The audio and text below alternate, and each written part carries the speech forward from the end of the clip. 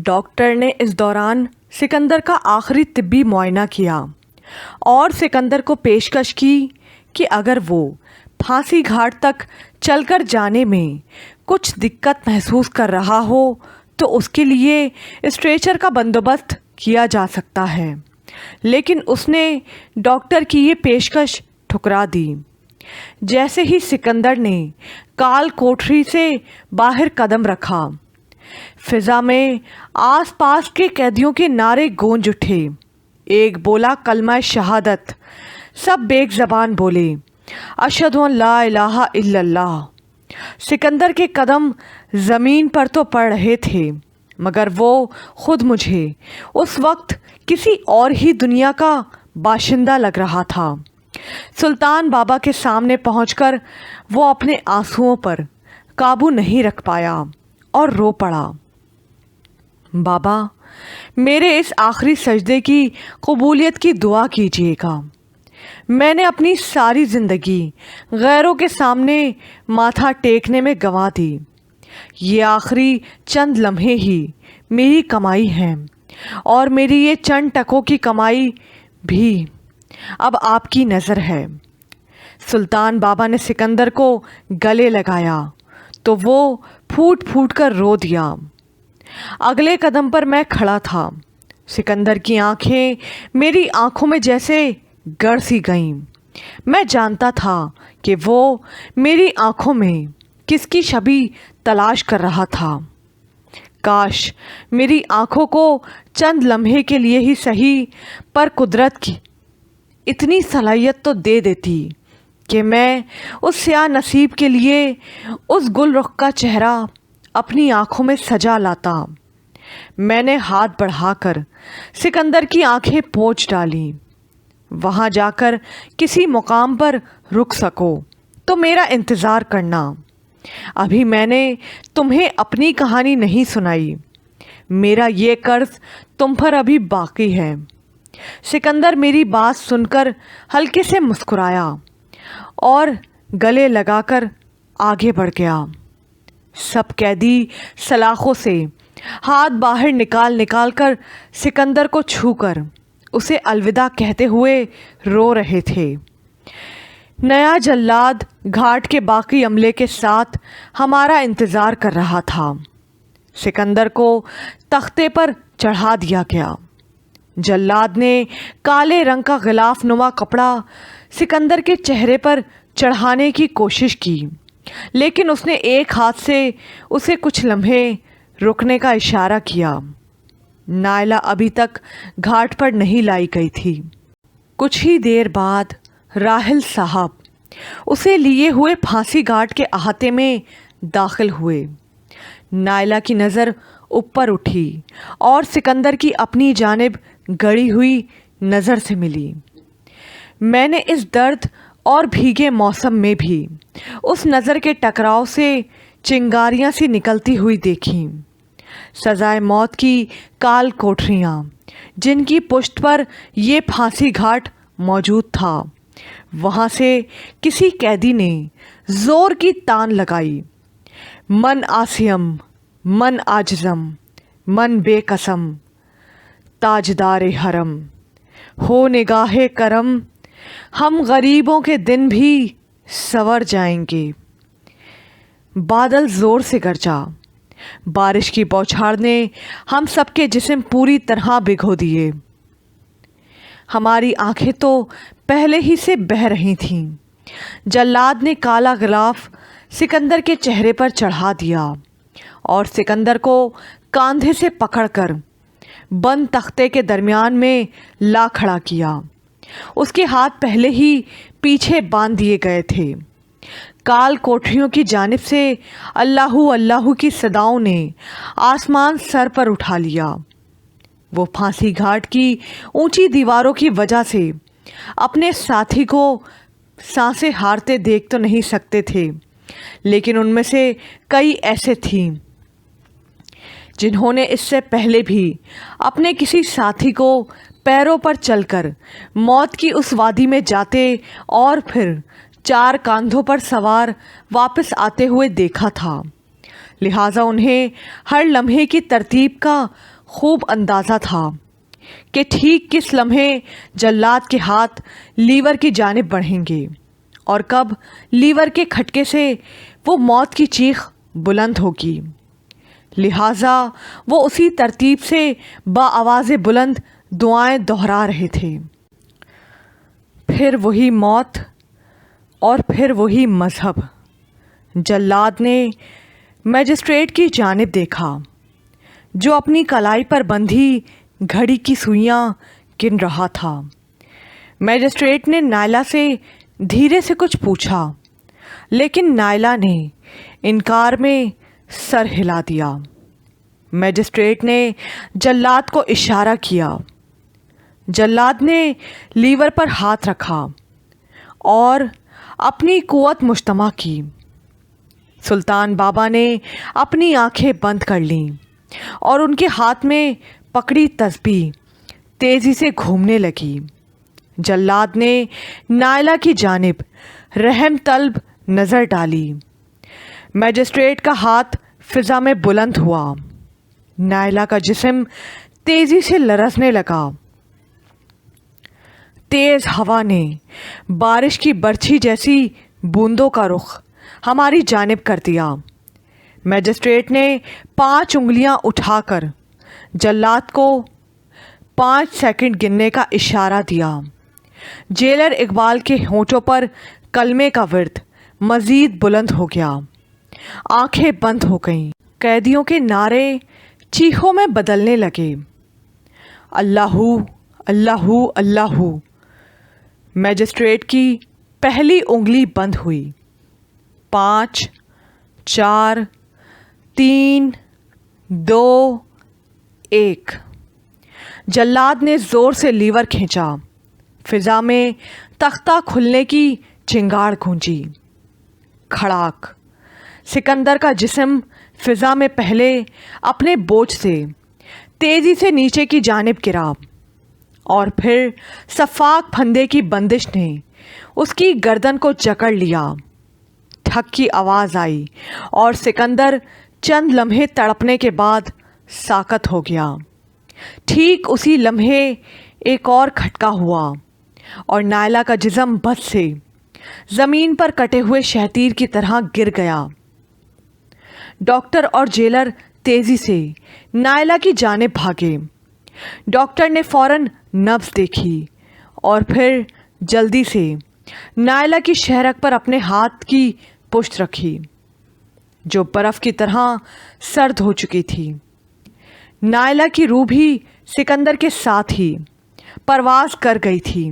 سلطان بابا کی آنکھ سے آنسو ٹپکا اور نائلہ کی بند مٹھی پر گرا جہاں کاغذ کی ایک مڑی توڑی سی پرچی دبی بارش سے بھیگ رہی تھی۔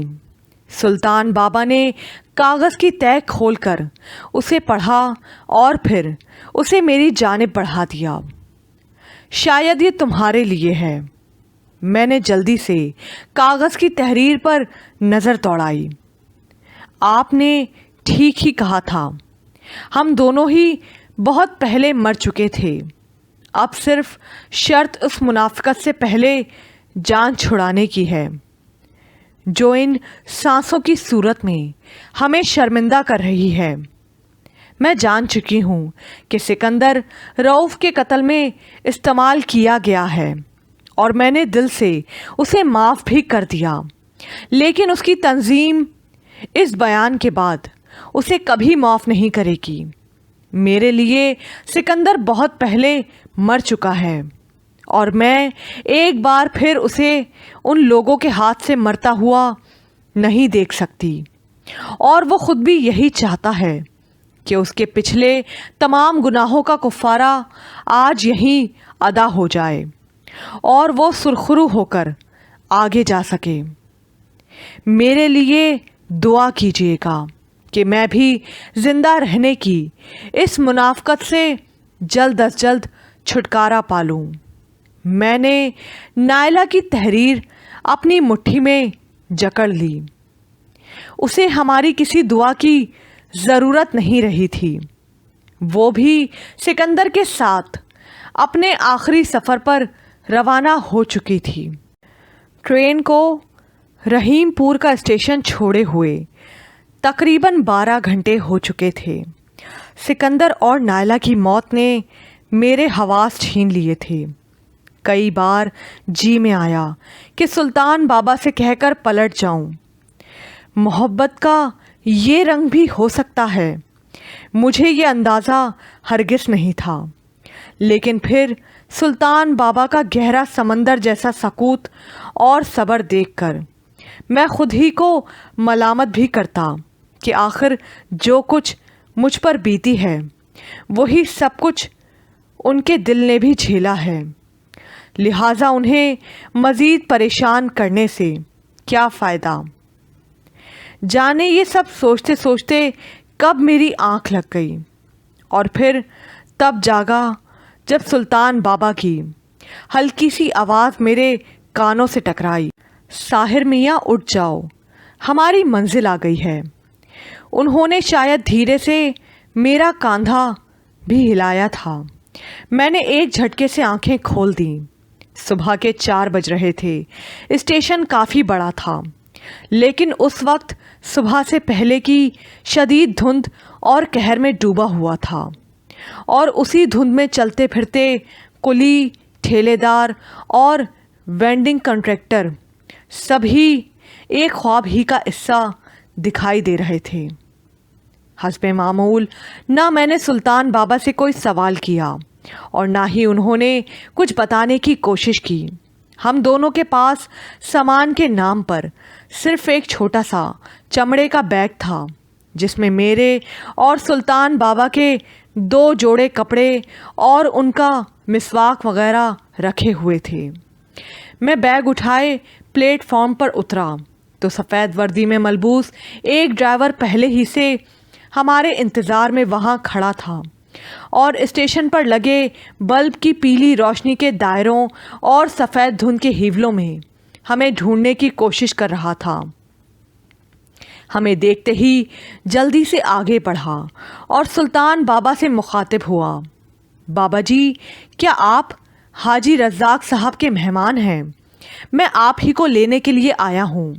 کچھ دیر بعد ہم ڈرائیور کے ساتھ 80 کی دہائی کے ماڈل کی ایک کشادہ مرسیڈیز گاڑی میں دھند بڑی سڑکوں سے ہوتے ہوئے ایک بہت بڑی حویلی کے بیرونی پھاٹک سے اندر داخل ہو رہے تھے۔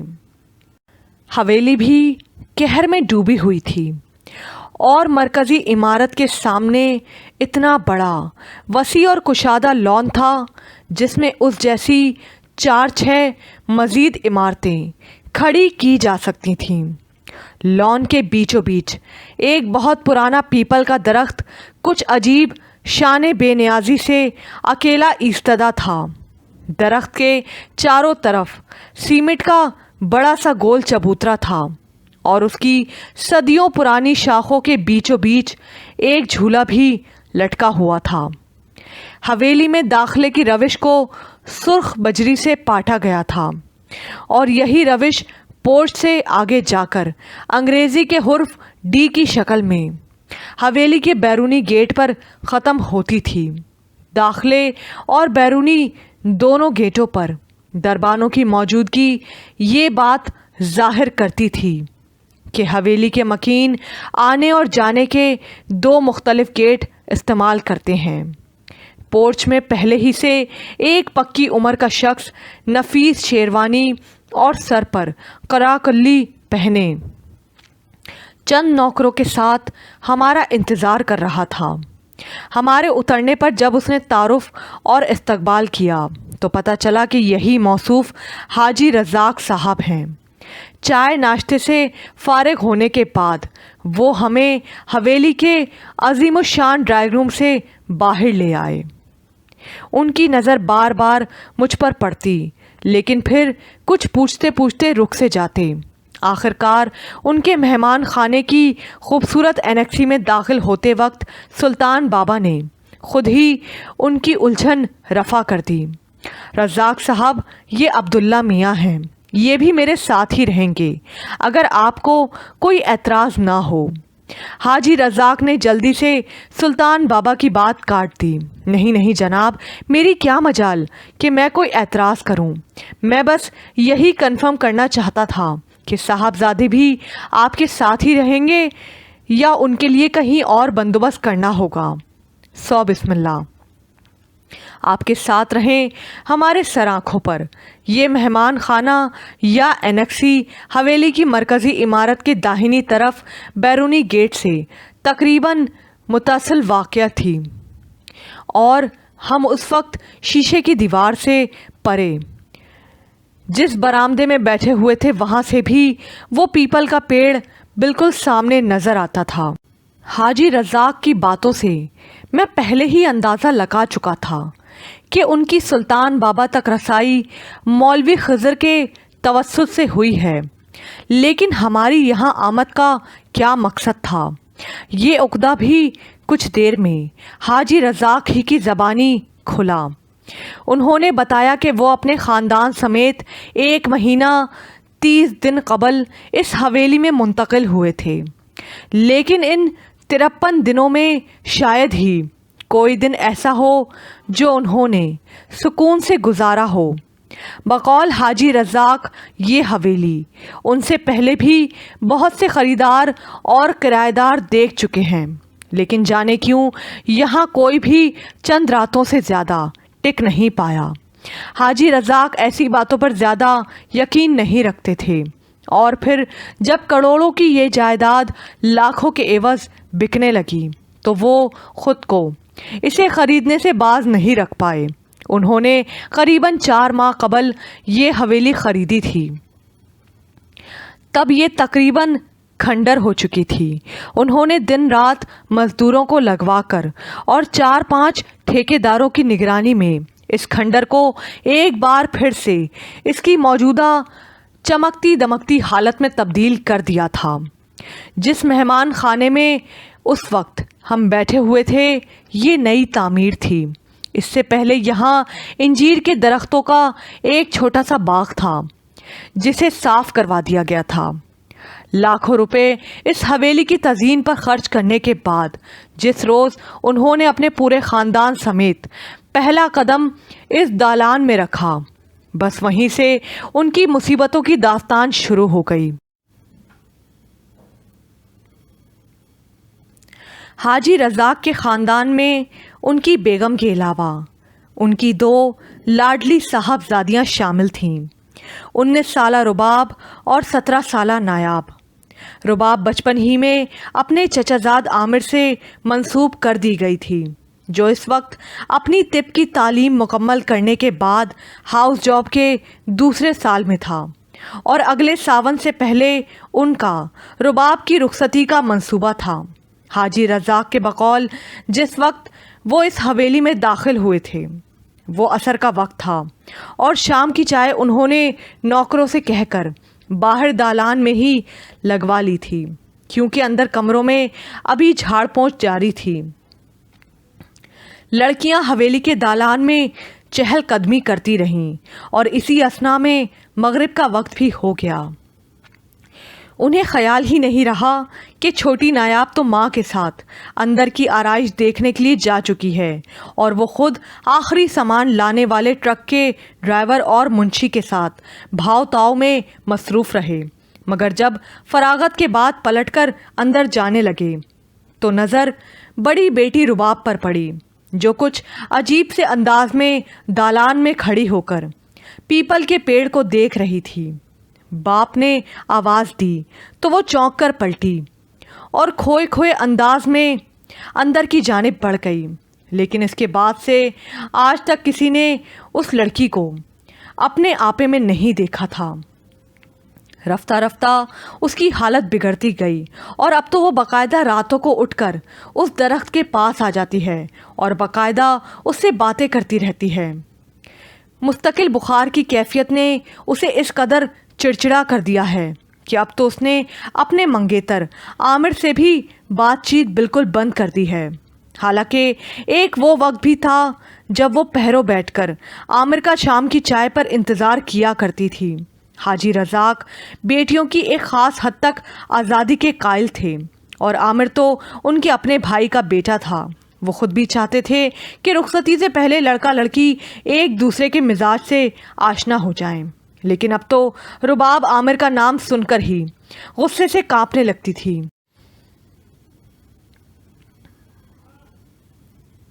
اگر عامر رباب سے شدید محبت نہ کرتا ہوتا تو یہ رشتہ کب کا ٹوٹ چکا ہوتا۔ وہ خود بھی رباب کی اس حالت سے بے حد پریشان تھا اور میڈیکل کی اصطلاح میں جو کچھ بھی علاج ممکن تھا اپنے سینئر ڈاکٹرز کے مشوروں سے آزما چکا تھا، لیکن سب بے سود ہی رہا۔ رباب کی حالت روز بروز بگڑتی ہی گئی۔ حاجی صاحب کی بیگم دبے لفظوں میں کئی بار ان سے کہہ چکی تھیں کہ انہیں یہ کوئی آسیب وغیرہ کا چکر لگتا ہے، لیکن عامر کو ان تہمات سے شدید چڑ تھی۔ پھر بھی رباب کی ماں نے سب سے چھپ کر ایک بہت پہنچی ہوئی پیرنی کو اپنی کراماتی دھونی دینے کے لیے حویلی میں بلا بھیجا، لیکن جیسے ہی اسے چند لمحے کے لیے خود اسی کے کہنے پر رباب کے ساتھ اکیلے کمرے میں چھوڑا گیا تو کچھ ہی دیر بعد وہ چیختی چلاتی ہوئی بدحواسی سے کچھ ایسی تیزی سے وہاں سے بھاگی کہ اپنی پیری فقیری کی ساری کراماتی لوازمات بھی اٹھانا بھول گئی۔ عامر کو شام کو جب اس بات کا پتہ چلا کہ اس کی چچی نے رباب کا آسیب اتارنے کے لیے کسی عورت کو بلوایا تھا تو وہ بے حد ناراض ہوا اور اس نے صاف لفظوں میں کہہ دیا کہ اب اگر کسی نے بھی ایسے کسی تجربے کو دہرانے کی کوشش کی تو اچھا نہیں ہوگا۔ عامر غصے کا بے حد تیز تھا اور حاجی رزاق تو دونوں طرف سے پس رہے تھے۔ ایک طرف بیٹی ہاتھ سے نکلی جا رہی تھی تو دوسری طرف داماد رخصتی سے پہلے ہی پسلا جا رہا تھا، لیکن جب میڈیکل نے پوری طرح جواب دے دیا تو انہوں نے بیٹی کی زندگی کے لیے داماد کی ناراضگی کا خطرہ مول لینے کا فیصلہ کر ہی لیا اور مولوی خضر کے ہاتھ پیغام بھیج کر سلطان بابا کو اپنے ہاں بلوایا۔ البتہ عامر اس بات سے ابھی تک بے خبر تھا۔ ابھی حاجی رزاق کی بات ختم نہیں ہوئی تھی کہ اچانک بوندا باندی نے تیز بارش کا روپ دھار لیا اور ہم جس شیشے کے کمرے میں بیٹھے ہوئے تھے اس کی دیواروں سے ٹکرا کر بارش کے موتی ایک عجیب سا جل ترنگ بجانے لگے۔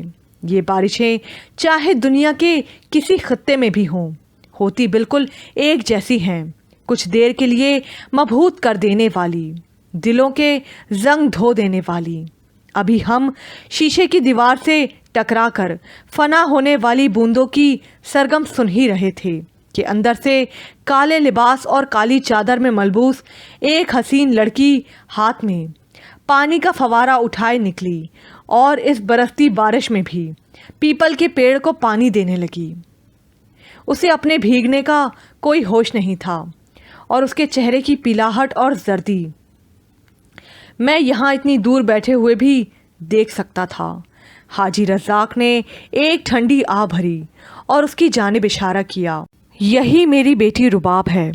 اس کی ابتر حالت کا اندازہ آپ خود کر سکتے ہیں۔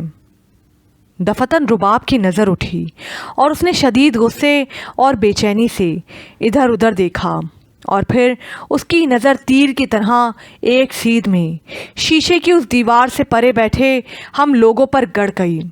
حالانکہ پیڑ اور اس برآمدے کا فاصلہ اتنا زیادہ تھا کہ بارش میں ہمارے ہیولے تک باہر سے گزرتے کسی شخص کو واضح نظر نہیں آ سکتے تھے، لیکن رباب نے سینکڑوں گز دور سے ہماری جانب یوں دیکھا جیسے ہم اس کے بالکل سامنے ہی بیٹھے ہوں۔ اس نے ہاتھ میں پکڑے فوارے کو زور سے ایک جانب پٹخا اور غصے میں پھنکارتی ہوئی تیز بارش کی لپٹوں سے الجھتی ہوئی ہماری جانب بڑھی۔ طوفانی ہوا نے اس کے سر سے چادر ڈھلکا دی اور جس وقت اس نے شیشے کے دروازے کو توڑ دینے والے انداز میں دھکا دیا تب تک اس کا کانچ سے بنا کومل وجود ایسے دھل چکا تھا جیسے ابھی ابھی کوئی موتی سمندر کی تہہ سے باہر نکالا گیا ہو۔ اس کا بھیگا گلابی حسن غصے سے سرخ ہو رہا تھا۔ घनी लटें भीग कर चेहरे से यूं लिपटी जा रही थीं जैसे बेनकाब फितने पर हिजाब का पर्दा डालना चाहती हूँ।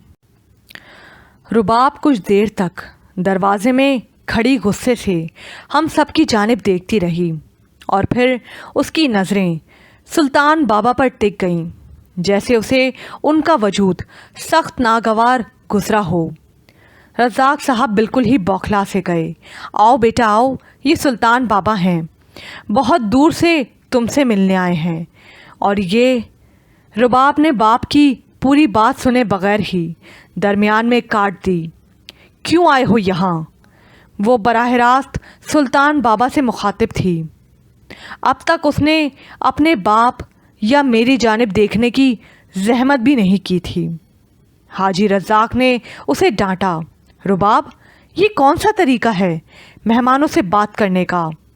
रुबाब ने पलटकर एक निगाह गलत पहले हाजी रज़ाक और फिर मुझ पर डाली और फिर सुल्तान बाबा को इसी तरह खा जाने वाली नज़रों से घूरती हुई पलटकर वहाँ से चल दी। हाजी रज़ाक ने बेबसी से हमारी जानिब देखा। माफ़ी चाहता हूँ, लेकिन मैं खुद भी बेबस हूँ। सुल्तान बाबा ने जो रुबाब को देखने के बाद किसी गहरी सोच में गुम हो चुके थे, हाजी रज़ाक को तसल्ली दी कि अल्लाह बेहतर करेगा।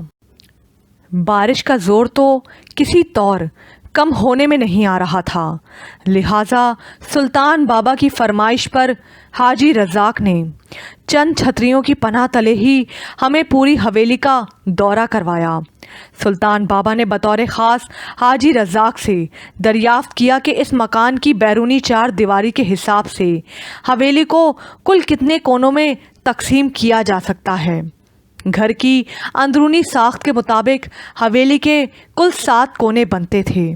सुल्तान बाबा ने उसी वक्त करीब खड़े नौकरों में से एक को बाज़ार भेजकर 5-5 लंबी लोहे की 7 कीलें लाने का कहा। सब अपनी धुन में मगन थे, लेकिन ना जाने मुझे क्यों मुसलसल एक अजीब सी बेचैनी और उलझन का एहसास हो रहा था, जैसे कोई इस सारे अमल की निगरानी कर रहा हो। और फिर जब हम हवेली के पिछले हिस्से में बाग की जानिब वाले कोनों में सुल्तान बाबा की पड़ी हुई कीलें एक एक कोने में गाड़ रहे थे, तो अचानक ही मेरी नज़र रिहायशी कमरों की उन खिड़कियों की जानिब उठ गई जो यहाँ पिछले बाग की जानिब खुलती थीं। तब मैंने उनमें से एक खिड़की में रुबाब को अपनी आंखों में खून लिए घूरते हुए देखा। उस वक्त वो गुस्से में चोट खाई हुई किसी नागिन की तरह बल खा रही थी। चंद लम्हे के लिए मेरी नज़रें टकराईं तो मुझे अपनी रीढ़ की हड्डी में एक सरसी लहर उतरती हुई महसूस हुई। वो नज़र कुछ और ही थी, अपने अंदर एक पैगाम, एक धमकी लिए हुए, एक जानी दुश्मन की नज़र। अभी मैं उस मारूख की नज़र के बीच ही में उलझा हुआ था कि अचानक गेट की जानिब से किसी कार की स्क्रैच की आवाज़ सुनाई दी और चंद लम्हों बाद ही एक वजीह नौजवान गुस्से में दंदनाता हुआ हमारी जानिब बढ़ा चला आया। मैं उसके पहले जुमले ही से समझ गया कि वो रुबाब का मंगेतर आमिर है। उसने छूटते ही कहा, रज़ाक चचा, ये मैं क्या सुन रहा हूँ? आपने फिर किसी ढोंगी को रुबाब के इलाज के लिए बुलवा लिया है। मेरे लाख मना करने के बावजूद हाजी रज़ाक गड़बड़ा से गए। आओ आमिर बेटा, इनसे मिलो, ये सुल्तान बाबा हैं। मैंने उन्हें आमिर गुस्से से धाड़ा। आई एम डैम केयर के ये कौन से बाबा हैं? मैं ये पूछ रहा हूँ कि ये यहाँ क्या कर रहे हैं? हाजी रज़ाक की सूरत हाल कुछ अजीब सी हो गई। उनके दामाद ने आते ही उनके मेहमानों को ढोंगी करार दे दिया था। ऐसे में सुल्तान बाबा ने हाजी साहब की मुश्किल आसान की और बोले, किसी के सच या ढोंग का फैसला करने के लिए तुमने बहुत कम वक्त लिया नौजवान। हमें हाजी साहब ने नहीं बुलाया, हम 2 दिन के मुसाफिर हैं, खुद ही आए हैं, कुछ देर सुस्ता कर आगे बढ़ जाएंगे। हमें किसी से कुछ लेना देना नहीं है।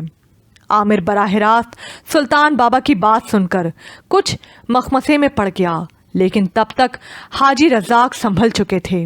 उन्होंने ज़रा सख्त लहजे में जवाब दिया, तुमसे हमें ये तवक्को नहीं थी आमिर मियाँ। कुछ भी हो, मगर मैं किसी को भी अपने घर में तहज़ीब का दामन हाथ से छोड़ने नहीं दूंगा। आमिर गुस्से से पलटा और ज़ोर ज़ोर से पाँव पटकता हुआ वहाँ से चला गया। वो पूरा दिन सुल्तान बाबा ने हवेली के महलो वकू और अंदरूनी जायज़े में गुजार दिया।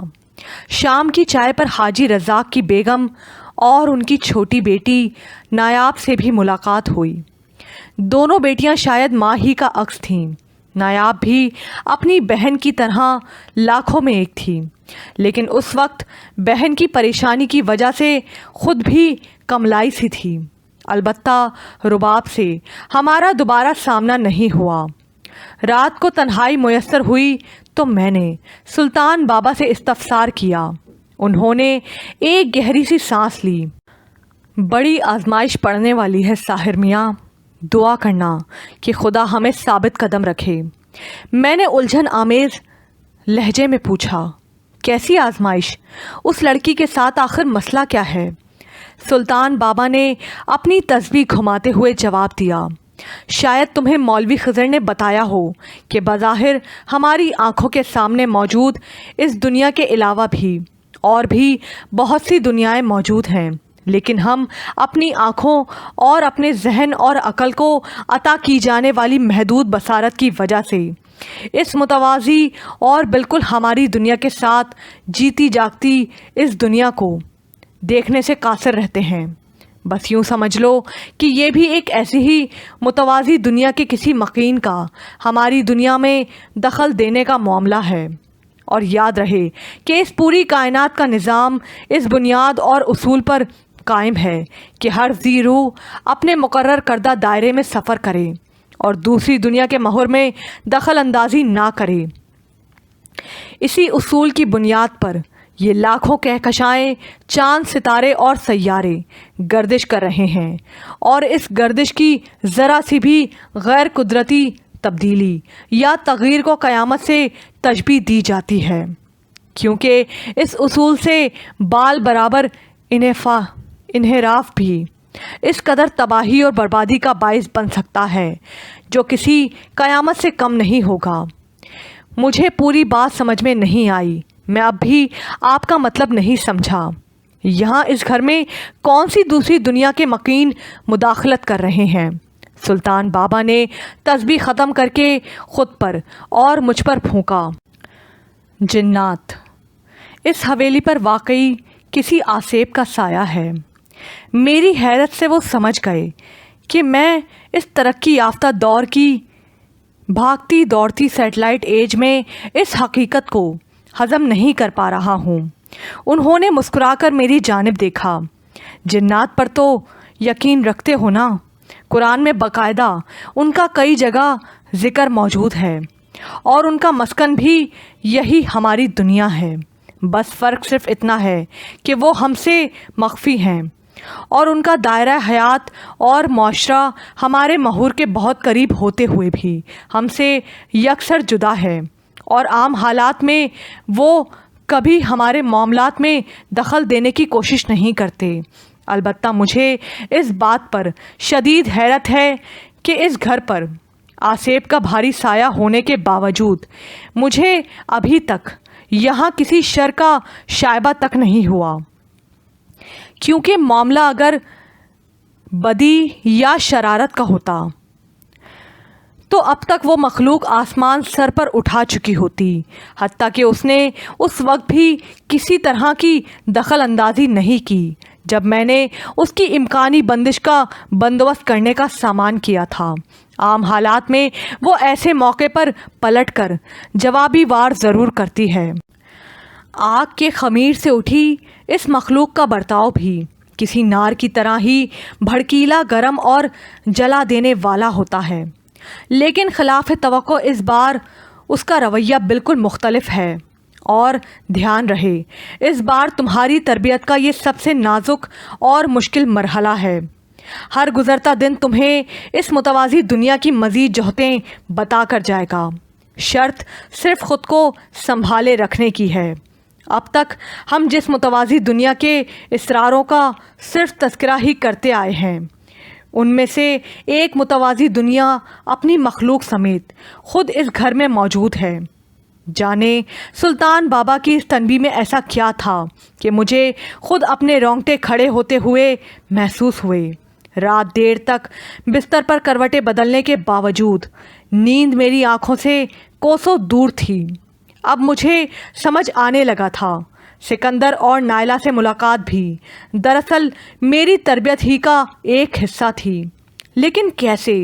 دفعتاً میرے ذہن میں ایک ساتھ بہت سے جھماکے ہوئے۔ مولوی خضر نے بہت تفصیل کے ساتھ مجھے زندگی اور موت کا فلسفہ سمجھایا تھا کہ ہم خوامخواہ اپنی جان کی حفاظت کے لیے ہلکان ہوئے جاتے ہیں کہ موت تو خود زندگی کی تب تک حفاظت کرتی ہے جب تک اس کے نزول کا وقت نہیں آ جاتا، اور موت زندگی کو خود وہاں کھینچ لاتی ہے جہاں پر انسان کی آخری سانس لکھی ہوتی ہے۔